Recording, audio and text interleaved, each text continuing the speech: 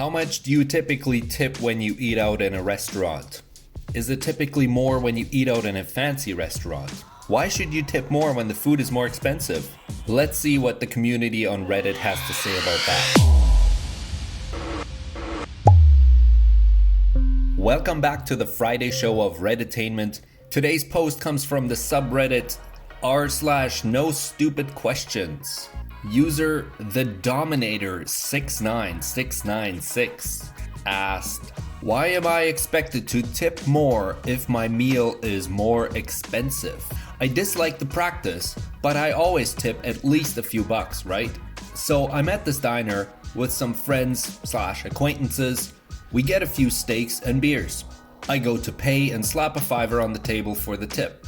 This gets me a few side eyes, and I get to thinking, shit, is that not enough? This sparks a conversation. My understanding is the waiter keeps all those tips. I'm told tips work on percentages of the total amount of your meal. My question is, why? They're walking that plate out the same way, no matter what's on it. Are they cooking that food? Are they doing the dishes in the back? Why tip the waiter more? If I'm buying more stuff, shouldn't the back of house get the extra percentage of the tip, if anything?" Wow, that's a loaded question and a lot to unpack, I would say. Depending on whether or not you've ever worked as a server or in the hospitality industry, that may have an impact as to how you respond to a question like this. First off, I'd like to say I've never worked as a server. I've had many friends that have or still are servers though. So my opinions obviously may not be 100% correct.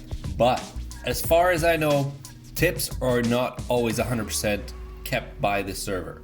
It is not uncommon to share those tips with the kitchen staff, the cooks, etc. And when this guy starts off saying they had a few steaks and beers, typically that's not a cheap meal. And I guess it all depends on where you went out to eat and which country or city you're in. That can all play a role as to what would be considered a normal tip amount. In my mind, the basic rule of thumb is 10%, 15% as kind of a baseline. And if it's really good, you go up from there. But in all that, I think there is a valid question when he says, why am I expected to tip more if my meal is more expensive? Because tipping is usually done on a percentage basis. If you tip 10% on a $10 meal, you end up giving away $1, but on a $100 meal, it's $10. Now, as I said before, that's probably the baseline for tipping, which you might do at a lower end restaurant, or if your service or the food wasn't really the greatest. But if you think about it, the server brings out the $10 meal the same way they bring out the $100 meal. And I guess it really depends. I mean, if they work in a high-end restaurant, they would put more effort into it. They probably are expected to provide a higher standard of service. So I think it makes sense to tip more if your meal is more expensive, but I also see his point. But let's see what Reddit has to say. First comment says, the price is used as a shortcut to measure the effort of serving the meal without introducing any additional variables. It is absolutely an imperfect system and its inaccuracies are balanced by its simplicity. Okay, so this guy basically just summarized tipping. This is followed up by, wouldn't a flat tip of X dollars per person be even simpler? Answered by, then tips would either reduce across the board, or you'd get into a situation where a person ordering a merely one drink or one entree would be tipping as much as someone who ordered a 5-course degustation, wine, and cocktails. And for smaller orders, the tip would often be greater than the cost of the food. Very valid point. I mean, if you just do a flat rate, that wouldn't make any sense if the guy ordering a drink tips the same amount as the guy having a steak dinner. Another user says, they seriously need to get rid of the tipping system and pay restaurant workers a proper wage to live on. Customers who decide to treat themselves out should not be responsible for ensuring the salary of the employees. I think this topic has been debated to death, but it makes so much sense. Why wouldn't a fancy restaurant just pay their servers a proper wage for what they expect them to do, and then set their prices accordingly? So if somebody wants to eat there and they know exactly what they're getting charged and what they can expect as far as food and service goes, then there are no misunderstandings as to how much you're going to spend and what you're going to get in return for that. If you have an expectation to spend $100 and you know you're going to get really good food and good service, and you're not going to be expected to tip and then judged for how much you tip, that's a win-win. Somebody else chimes in here and says, former waiter and bartender for years here.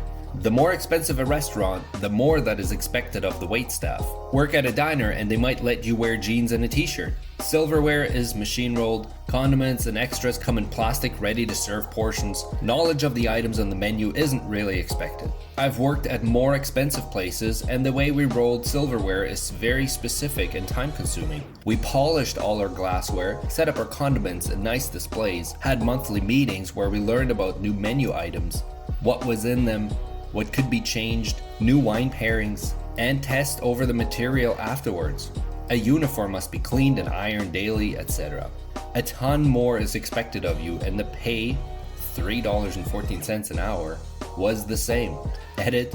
If y'all thought $3.14 an hour was bad, wait until you find out I also had to give some of my tips to the bartenders and bussers. This guy brings up a lot of valid points. If you look at it that way, that more expensive places will expect you to dress differently, to behave differently, to have a lot more knowledge about what is being served and what is on the menu and how the restaurant operates. That makes a lot more sense that you would tip more in those kinds of places. But we're gonna keep this episode short today. If you have an opinion or you feel strongly one way or another, feel free to leave your comments down below. If you're subscribed to the channel and leave a comment down below, I will try to respond as much as possible. I hope you enjoyed this episode. Thanks for watching, and I'll see you in the next video.